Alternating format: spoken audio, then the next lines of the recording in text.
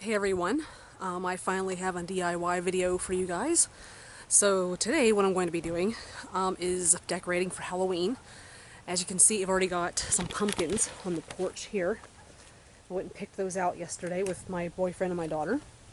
What I'm getting ready to make here with all these bed sheets and all this other stuff is a ghost that will move when the wind blows, and that also, like, if you touch it, it'll wiggle a little bit, and it's going to be like just a standard white flowy ghost, but it's not going to be like a cheap sheet ghost. I mean, yes, I'm using sheets, but they're not going to be just draped over something.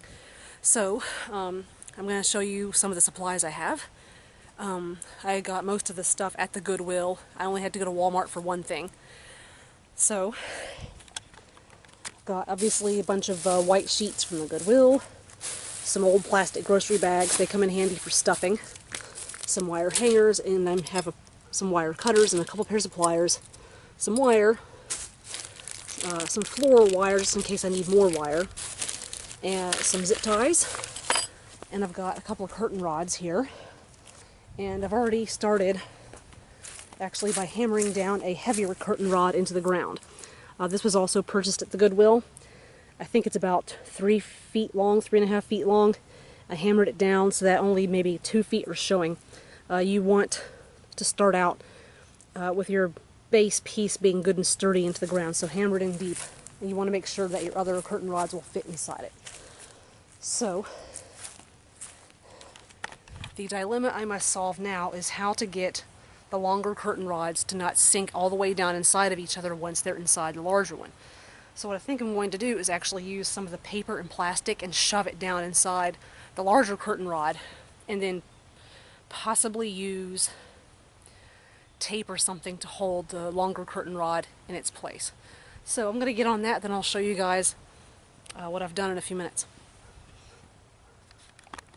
Okay, so I've got the two skinny white curtain rods fused together down here, and what you can do to hold them in place when you get them together is to crimp them together. Just take a pair of pliers and crimp them so that they can't move up and down inside each other. And up here I've got a wire hanger that has been bent down inside of the curtain rod, and a zip tie to kind of hold it in place while I'm working with it, but this is going to be the shoulder area of the ghost. And the idea is that this end is going to go inside the other curtain rod over here, so that when I'm done assembling the ghost, all I have to do is slide it down in. So, more progress.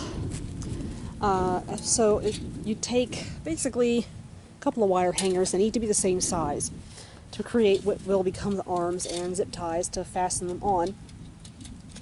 So what you want to do is you want to attach one wire hanger to the other, but you want to have a bend here where there's a bend here on the other hanger, because if you just put two zip ties here, then your arm's just going to slide off.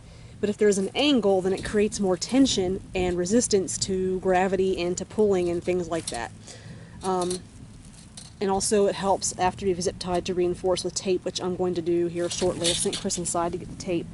But you do that on both sides and make sure you're doing the same exact length on both sides. For the head, and I've kind of got him face down right here, but basically I took plastic grocery bags and squished them inside of each other, and then pressed the air out until it was like about the right size and shape to be like a face or like the front part of a head. Tied a knot in it to keep the air from keep anything inside from changing, and then used a piece of the floral wire to attach it to the curtain rod here. And you can see I crimped it once again just to kind of reinforce that wire. And I've got the wire wrapped around the knot a couple times, and then I brought the excess wire forward to kind of help steady the head in place, which I'm also going to duct tape, because it, as you can see when I pick it up, it just kind of flops around. It doesn't really make any sense. So I'm going to duct tape that to get it how I want it, and I'm going to take a few more steps, and I'll be back in just a few minutes. Okay, so what I've done is taken plastic grocery bags and some tape. We were actually out of duct tape, so I used packing tape instead. It holds up just fine in the moisture outside. And what you do is basically just kind of start at the end of the arms and you want to wrap around a little bit, keep it a little bit fluffy, and then tape it, keep it taped on.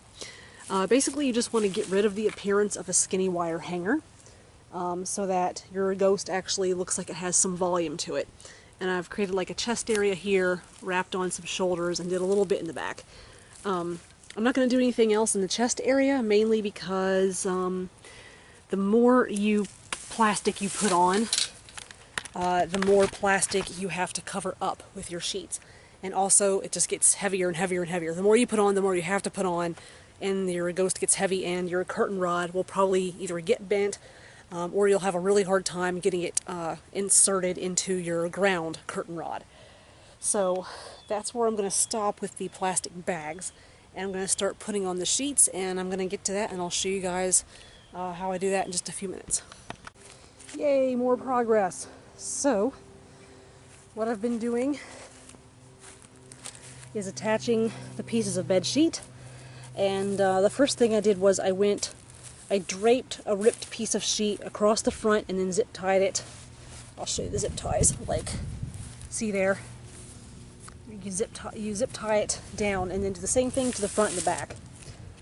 And then after that, I basically just started kind of layering on these skinny strips that I cut.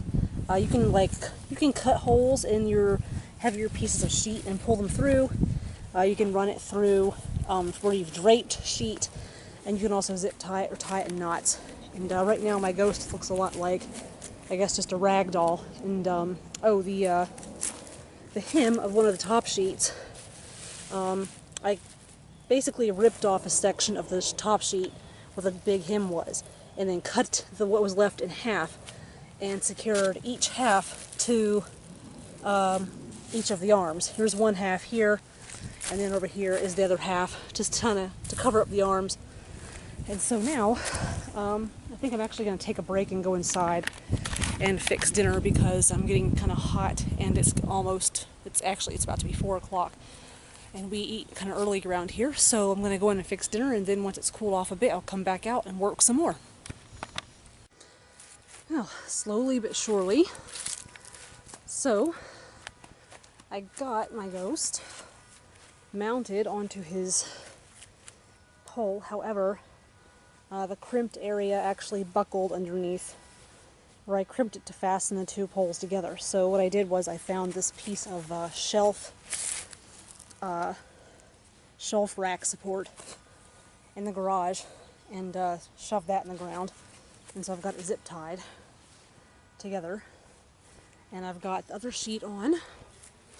I'm not done, nowhere near done actually, but I also went ahead and cut some scraggly bits into the arm area on both sides. And so what is left to do is I need to do something with that head. Right now it just looks kind of ridiculous. It's just a bag, literally. So I got the ladder out, and you can see where I've made a royal mess, and I did need more wire hangers. I attached a wire hanger to this arm for extra support, and this is a heavy duty wire hanger too, and I'm probably gonna have to zip tie that.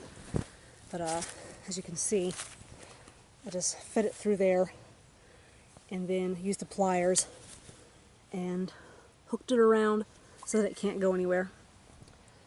Alright, so I'm going to get things covered up and get a little more done and get back with you guys in just a minute. Okay, so I put a drape over the face, and you can see here I got it safety pinned in a few spots to hold it on the back of the head. So, okay, and I'm gonna I'm gonna quit filming and get off the ladder, because I absolutely fucking hate ladders, and I'll show you guys the end result in just a minute.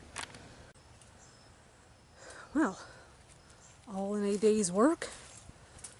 I am so happy with the way this ghost turned out. I think for my next video I'm going to do headstones. But I'm going to show you guys this little light real quick.